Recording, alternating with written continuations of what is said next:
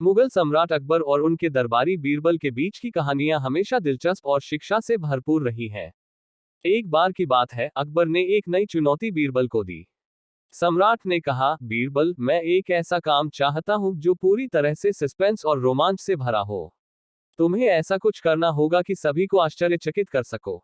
बीरबल ने सोचा और कुछ समय बाद सम्राट के दरबार में आए।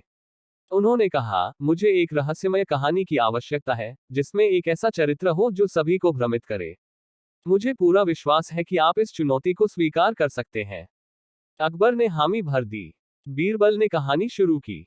एक बार की बात है, एक गांव में एक अत्यंत समझदार व्यक्ति, रमेश नामक एक किसान, रहता था। रमेश के पास एक अनमोल खजाना था, जो उसने एक गुप्त स्थान पर छिपा रखा था।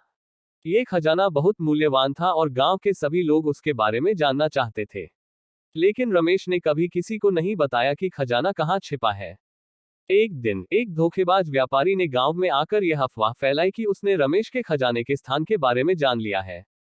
व्यापारी ने दावा किया कि वह खजाना खोजने के लिए केवल एक रात में गांव के किसी भी व्यक्ति को मौका देगा। यदि वे खजाना ढूंढ सकते हैं तो वह उन्हें आधा खजाना देगा, लेकिन यदि वे असफल होते हैं तो उन्हें कुछ भी नहीं मिलेगा। इस चुनौती ने गांववासियों को भ्रमित कर दिया और सब लोग खजाने की खोज में लग गए।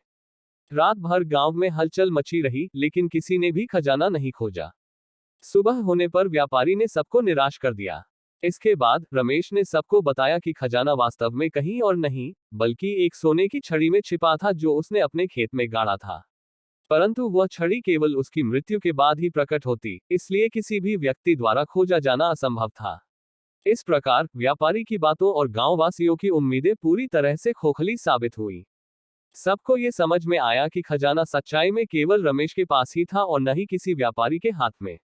कहानी खत्म होने के बाद अकबर ने बीरबल की पीठ थपथपाई और कहा, तुमने सही मायने में एक सस्पेंस भरी कहानी सुनाई।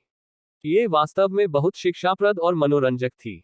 मैं आपकी बुद्धिमत्ता और कल्पनाशीलता से प्रभावित हूँ। इस तरह बीरबल ने अपनी चालाकी और अद्वितीय सोच से अकबर की चुनौती को सफलतापूर्वक पूरा किया।